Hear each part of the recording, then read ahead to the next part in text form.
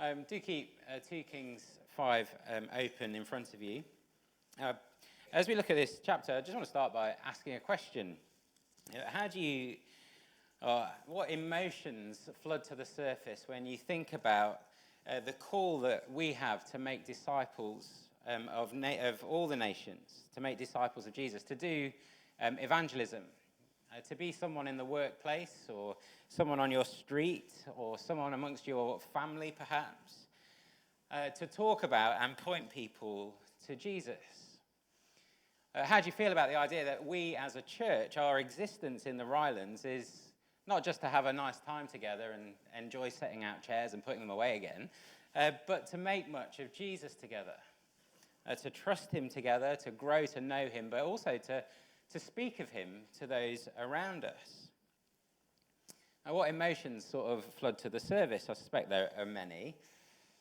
But one thing that's true, I think, is that it's very easy to drift into the idea as a church that church is really for us. It's here to meet our needs, to give us a little help to keep going in the Christian life, perhaps. But really, it's about me and what I get out of it. We can become quite turned in, whether that's corporately or individually. Very easy to become a church like that. To be what I'm going to say, to be exclusively exclusive. The Christianity's for us, and we don't really want anyone else getting in the way of our nice little community. A friend of mine called Tom is a vicar up in Sheffield, and when as a vicar, he gets to look after 2 churches, because, I'm lazy, I only get 1. He gets 2. And when he started his job, the first church he was part of, they loved what he was wanting to do, were really behind him.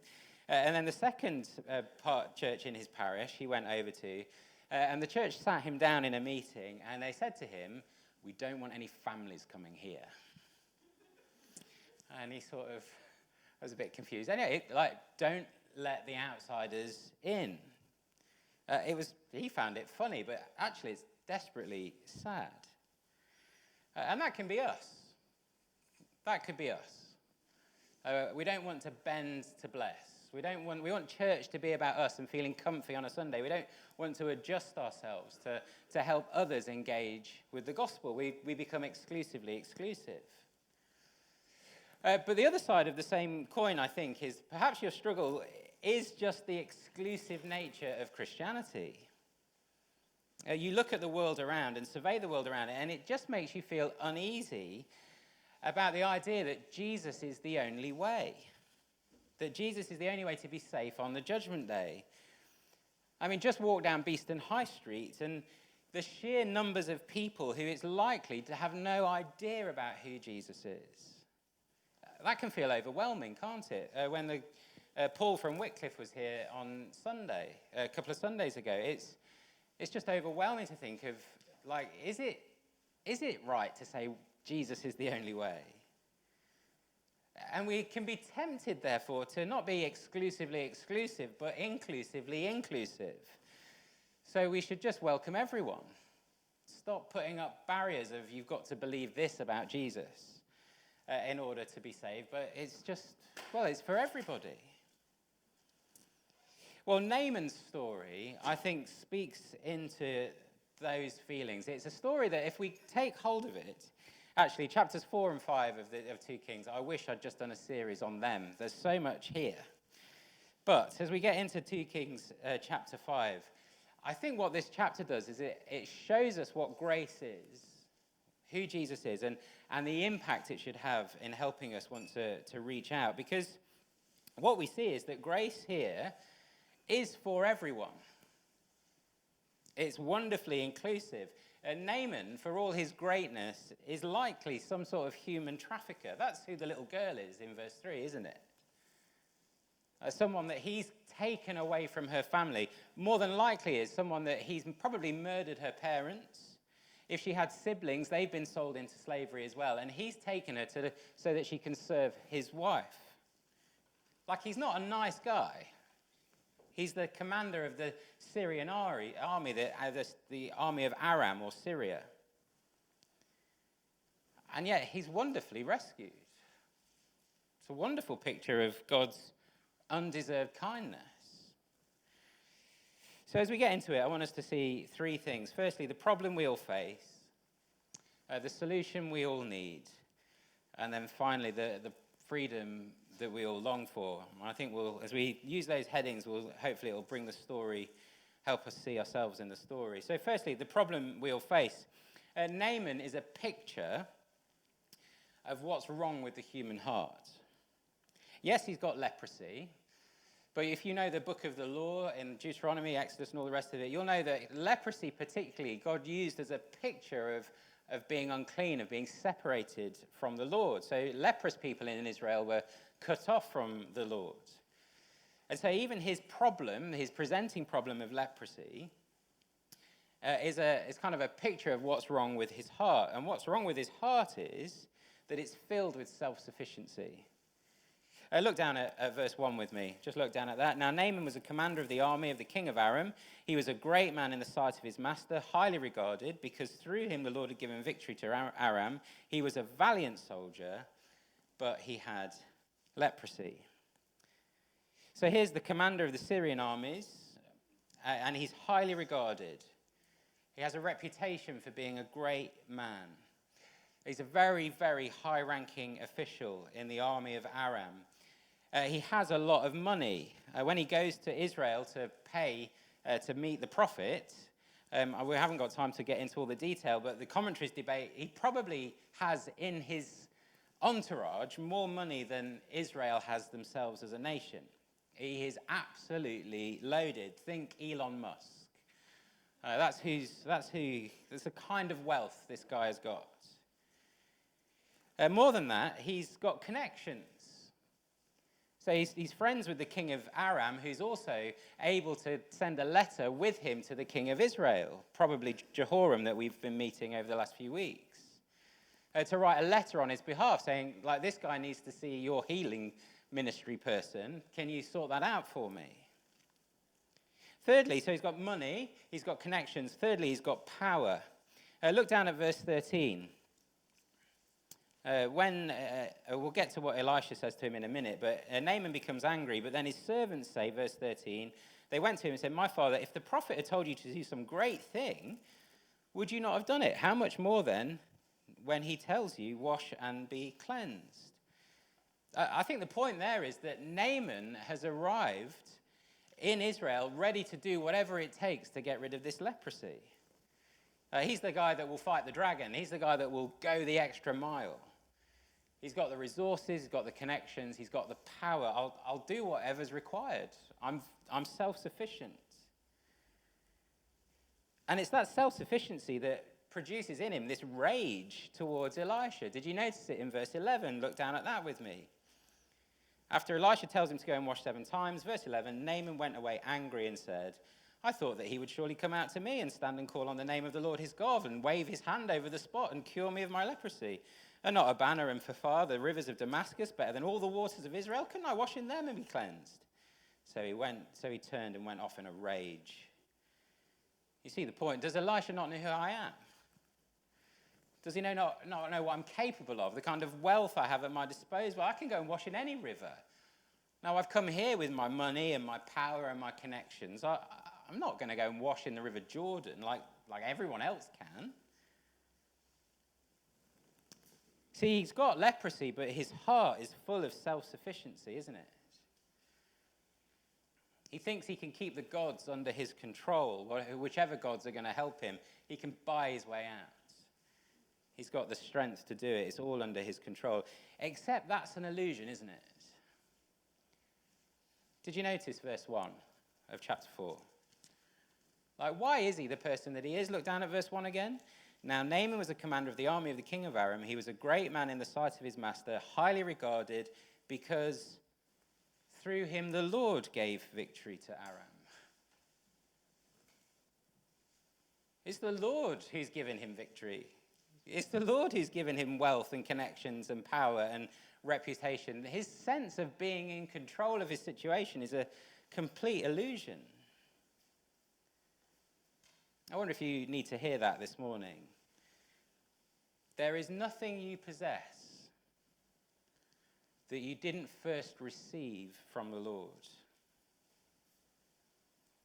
Your wealth, your gifts, your brilliant mind, your abilities to connect and network, whatever it is, you're not there because of you. You're there because the Lord's made you the person that you are. He's put you in the situation that you're in. The problem is that Naaman has looked at what the Lord has given him and thinks, well, I am the man. I can do what I like. And leprosy, yeah, it's scary, but just point me in the right directions and I'll sort it out. And so often that's how we respond to crisis, isn't it? Like we knuckle down and deal with it ourselves. We look to our own resources. We'll sort ourselves out. But the little girl, the slave girl, she gets it, doesn't she? Isn't she brilliant? She is the hero of this chapter. Everything happens because of her initial action. She sets it all in motion. She just says, verse 3, "Oh, that my master would see the prophet who's in Samaria. He would cure him of his leprosy." Summarized, you just need Jesus. See, she sees the leprosy and understands that the suffering that Naaman is experiencing in this world, the moment of his vulnerability, are there to drive us to the Lord. You need Jesus, she says. She gets it. She sees that the broken world around us, the suffering we experience, those moments where our vulnerability is exposed, is there to drive us back to the Lord, to help us see that our relationship with him is broken, that our hearts are far from him. She understands that his leprosy is not the big problem. He needs salvation. He needs grace. He needs to meet with the Lord. She's a lot like Jesus. We'll see why else in a minute. But do you remember Jesus when he meets the paralyzed man in the early chapters of Mark's Gospel? This guy that can't walk, hasn't been able to walk all his life. His friends are like, right, we need to get him to Jesus. They do everything they can to lower him down in front of Jesus. Everyone's expecting the miracle. And Jesus says, "Son, your sins are forgiven."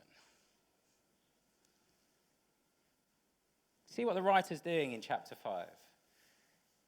He's exposing the deeper need of Naaman. But do you remember who the initial readers of this book are? Who are they? They're the exiled people of God. They're living in Babylon as slaves under the rule of Assyria, or Babylon, Assyria in the north, Babylon in the south. They're just like this little girl, finding themselves in slavery. And what do they need to hear? Well, they need to hear the situation they're in is because the Lord has granted victory. Global politics, the rise and fall of nations, lie within the palm of his hands. He reigns. He's in control. He's the Lord who resides exalted above the circle of the earth, Isaiah 66. And they must recognize that and see that their only hope is that he shows grace. They need to seek the Lord. Friends, you can't buy God's favor. You can't twist his arm to get what you want. You can't say to him, look, if I live this way, if I do this, then I expect this in return. Perhaps that's your heart this morning. Perhaps that's what you're thinking. Look, something is happening to you and you're thinking, hang on a minute, I've made all these sacrifices. I've used all my resources for this, and this is how you treat me? But you can't control the Lord. He reigns. It's his resources. He's the one in charge. And that's not who he is. His arm's not twisted by your power and your wealth and your resources or your sacrifices. He's not at the whim of your self-sufficiency. No, he's the one to cry out to. He's the Lord. See, in terms of evangelism, if we're thinking about that, This little girl is just a wonderful example, isn't she, of understanding who the Lord is and what salvation is. She's someone that lives around people who to her look more powerful, more sorted than she does, but she can point them to Jesus when their vulnerability is exposed. I think that's often what evangelism can feel like. Maybe that, I don't know if that's you this morning. That everyone around us just seems so sorted. Like you hear what Andy says, that we're broken people who've been rescued by Jesus, and you think about your friends and you think, I just don't think they're that broken. I'm not persuaded by that. They seem very capable. They're a lot lovelier than I am. But they're not. They need Jesus too, because at some point their vulnerability will be exposed, because it's God's world. He reigns over it. And she gets that. She's not inclusively inclusive, is she? But neither is she exclusively exclusive. Like, she's wonderfully open to her captor. She loves her enemy. You see it in verse 3, don't you? She's just, oh, that my master. It's there in the Hebrew as well. If only my master would meet Jesus. That is a remarkable thing for her to say. To long for grace for this man who has enslaved her and ruined her life. Because she knows the Lord who's full of grace. And that's the solution that we all need. Look at that with me. I love how Elisha, how this story unfolds, how he just understands Naaman's heart, doesn't he? He's got such insight. So he hears that Naaman has come to Israel to seek rescue. He's gone to the king, and the king, Joram, is pretty useless. Goes, well, am I God that I can rescue you? No, that's not what I do. But Elisha says, no, well, bring him to me. I'll sort it out. He needs to meet with me. But he knows Naaman's heart. So when Naaman rocks up, Elisha's like, and you need to see that this is all by grace. Look down at verse 9 with me. Verse 8. When Elisha, the man of God, heard that the king of Israel had torn his robes, he sent this message, why have you torn your robes? Make the man come to me, and he will know that there is a prophet in Israel. So Naaman went with his horses, his chariots, stopped at the door of Elisha's house. Elisha sent a messenger to him, saying, go wash yourself 7 times in the Jordan, and your flesh will be restored, and you'll be cleansed. Like, it's quite a scene, isn't it? And Naaman arrives with his massive entourage, his motorcade. I can imagine, like, all the roads are closed because the commander of the Syrian army is on his way up. All the fences are put up, security all around him. And he rocks up with all his gold and silver, his soldiers and his chariots, and he's right outside Elisha's house, demanding that the prophet come and serve him to wave his magic wand or whatever he was expecting. And Elisha's invited him, except when he gets there with his great big entourage, what does Elisha do? It's like, well, send the servant. Like, I'm washing my hair. Although he's a bald prophet, so that's probably not true. But, I'm busy. I've got some reading to do in my study. You go out and tell him to go and wash himself in the Jordan River. It's almost dismissive of him, isn't it? This is not rudeness. Well, I guess it is rudeness, but it's not because he doesn't want to engage with Naaman. No, he wants to teach Naaman that his connections, wealth, and power aren't the way to help and rescue him from his grace. He needs grace. He's got to be in no doubt that it is about grace because of God's kindness. So Elisha doesn't say, be like Robert De Niro in the film The Mission. Do you remember this scene? I don't know if you've seen this film. Where he's got to pay penance and drag the armor up to the top of the mountain and earn his right to forgiveness. He doesn't say be like Private Ryan and earn the forgiveness, earn the sacrifice. No, Elisha says just go and wash in the river. Go wash and be clean. And that's what he does. And eventually he wonderfully gets healed. Look down at verse 10. Elisha sent the messenger, "Go wash yourself 7 times in the Jordan, and your flesh will be restored, and you'll be cleansed." Now look down at verse 14. So he went down, dipped himself in the Jordan 7 times, as the man of God had told him, and his flesh was restored, and he became like that of a young boy. What God says he does, he does. Grace. All Naaman does is trust the word of the Lord given to him through Elisha. And he's born again. I love how the writer does this. I got this from a commentary. This is not my skill. But look down at verse 14. What happens? His flesh was restored and he became like that of a young boy.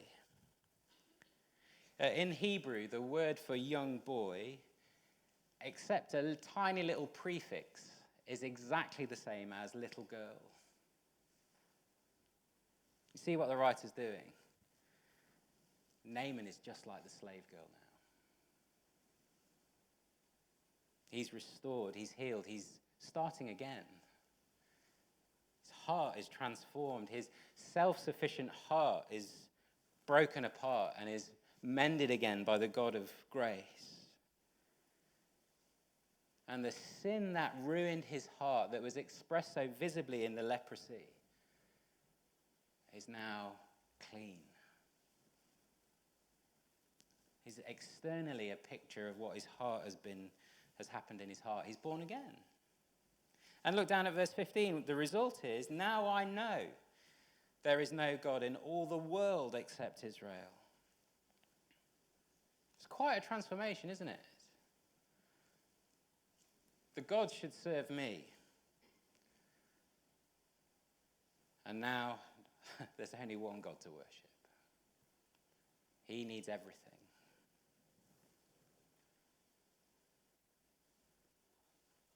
He came to Israel ready to do what it needed to be done on his own agenda for his leprosy to go. And he leaves Israel and goes back to Aram knowing the one true God.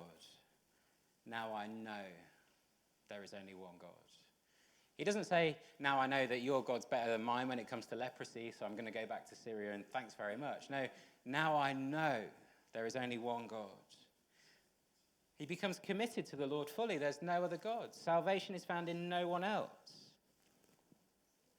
And just to be clear, Elisha keeps turning down the offer of money, doesn't it? I suspect Elisha could have walked away a very, very rich man. But he doesn't. No, now is not the time for gifts. You need to see it's all grace. And I think that's the point. Israel need to see that in Babylon, where they're exiles, their only hope is that God might be gracious. And wonderfully, that's who he is to those that call on him. You can see it in this structure as we've been going through these chapters. If you take these stories of Elisha as a whole, this is the pattern that emerges as a clear structure from the writer. So in chapter 3, there's grace for Israel. In chapter 4, there's grace for a remnant. In chapter 6, we'll see next week, there's grace for the remnant again. And then chapter 6 and 7, there's grace for Israel. And right in the center is his grace for a human trafficker, for the Syrian general, the commanding officer of the armies of the enemies of Israel. It's grace.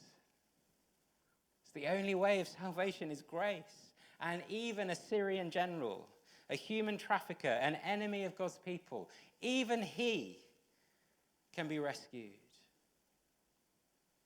See, all you need is nothing. All you need is nothing, but it's the hardest thing to bring, isn't it?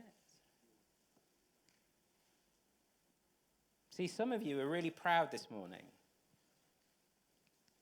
You're thinking life is going well because you're just great. I follow all the rules. I have all the guidelines nailed down. I'm just getting it right. I'm doing the best. Everything is expected of me, and I'm sorted. And you need to know it's not like that. It's grace. Some of you will be struggling with the other side of pride, puny pride. You're always wrestling with whether you're good enough.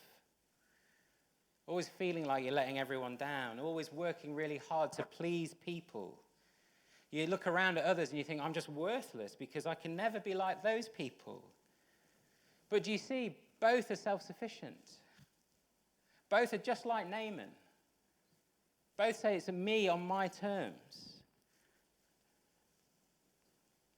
And God says to all of us, wherever our hearts are, wherever we fall on those two camps, he says, just go and wash. Just trust my word. Trust the Lord who's compassionate and gracious, slow to anger, and rich in love. Do you see how inclusive this is? That this is what God's like? Like, this grace is free for anyone who will take hold of it. And the only qualifications is that you come empty-handed. That's who he is. He's so inclusive. But he's inclusively exclusive because you must come to him and only him. And when you do that, when that takes hold of your heart, well, finally you get the freedom of life that we all long for. I love what happens to Naaman's heart. He's born again, and then look what happens to him in those final few verses from sort of 15 onwards. He confesses that only the Lord is the Lord, only the God of Israel is the God of the whole world. And then look down at verse 17. Where does this commander of armies, the commander of the Syrian armies, how does he now view himself? Verse 17, If you will not, said Naaman, please let me, your servant. He's there to serve. Puts himself beneath Elisha. Embrace the servant role. He's no longer the commander with power and connections. He's someone who's vulnerable and willing to do what's needed to be done. He's free from trusting his money. We haven't got time to really think about Gehazi and the wickedness of Gehazi. But notice how free Naaman is from his money. Money is now just money, isn't it? It's not his security and his significance. There's an opportunity to give, and he's like, yeah, look, take more than you need. Have it. That's no problem. I think particularly for us in our culture, and particularly us as a church, how we view our money will be a real sign of what we think about grace. If we think of our money as, this is how much I have, how much can I give to the Lord, then we're a bit like Naaman. Naaman's attitude's shifted, hasn't it? Money's no longer like that. This is the Lord's money. How much should I keep? Because I need it. The rest is, it's fair game. In chapter 5 and verse 1, Naaman was, well, it's your life for mine. But by the end of the chapter, it's my life for yours. I'll serve, I'll give, I'll do what it takes. And he becomes a lovely picture, like the slave girl is at the start of the chapter, of, I think, what evangelism should look like. He goes back to Aram, and he's a bit nervous about the fact that he's got to help the king to bow down in the temple to the god Rimmon. He's like, should I do that? I think I've got to go back and do that. That's my job. But can you forgive me for that? Am I allowed to do that? It's very interesting. And Elisha says, yeah, that's fine. You go and do that. But notice, this is not Elisha saying, oh, it's okay. Go and carry on worshipping your God. Look what Naaman says. Look down at verse 17.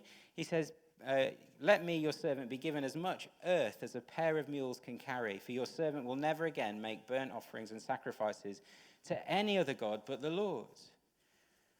I think the point here is that he knows he's got to go back to his temple and help the king, hold the king as he worships Rimmon. But when he's there, he's got this earth that he's just going to scatter on the ground and says, no, my heart's with the Yahweh. I belong to him now.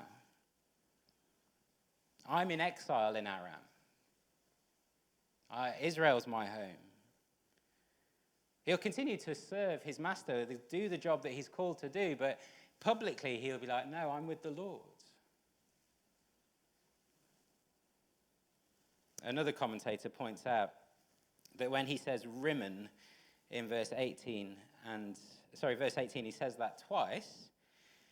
That's not quite the right spelling of the god of Aram. Actually, it just means pomegranate.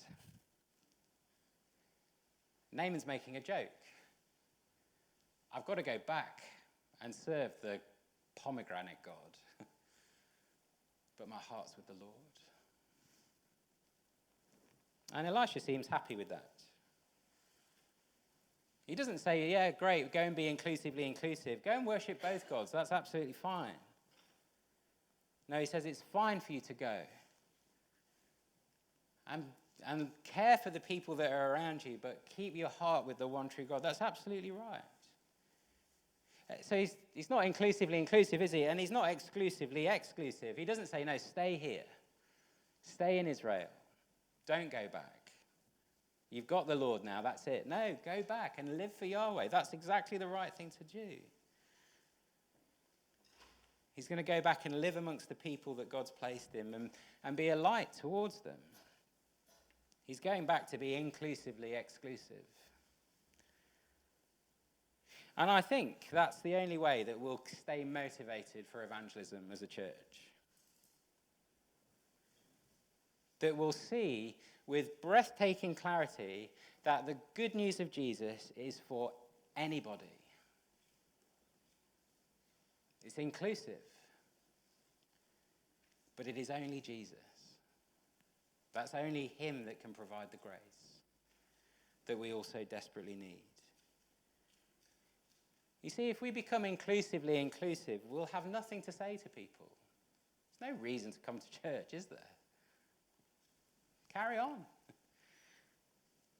And if we become exclusively exclusive, we won't want anyone to know about this grace. Don't you bring any families in here. But when you know the God of the Bible, you see that he is wonderfully inclusive. But that inclusivity rests on his exclusive grace that is found in him alone. And that's available to anybody.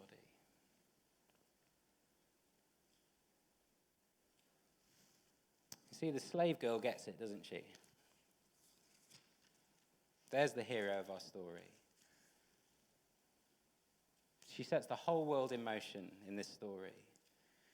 See, you imagine, like, by rights, she should be, as she sees Naaman get leprosy, she should be like, told you. I know how you can be healed, but I'm not going to tell you. But Naaman should be cancelled, shouldn't he? Exposed, humiliated, shamed. Who does he think he is? Cheer on the leprosy. But that's not who she is. She becomes a suffering servant, doesn't she? My life for his. And that's evangelism. In a nutshell.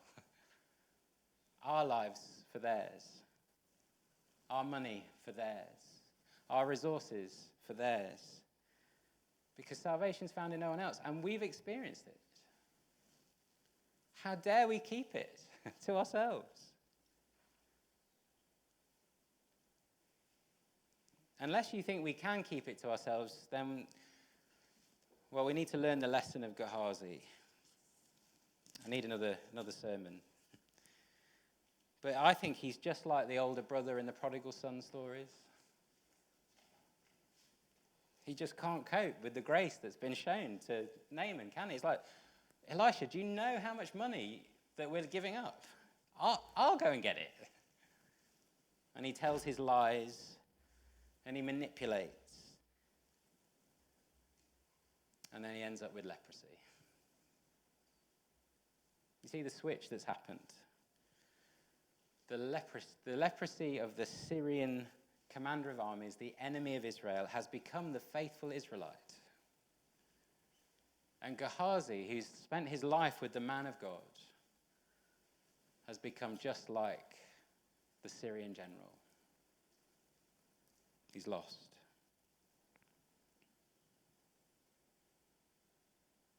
Gehazi becomes like Naaman. And Naaman becomes like the little girl. See, grace will liberate you to be the person you were created to be. Self-sufficiency will only ever ruin you. But as we come to the Lord's Supper, the little girl's not just an example for us to follow, is she? Isn't she a beautiful picture of the Lord Jesus? She's taken from her homeland and abused and beaten and used by her enemies for their own ends. The lowest of the low. And yet, as she suffers, so this man is saved. And isn't that just like Jesus? Who left his home of heaven and lived amongst us, and we killed him and beat him and abused him and made him look like the lowest of the low. And yet it was the salvation of the whole world. And as we come and eat and drink together, that's our gospel. I've got nothing. Please give me everything.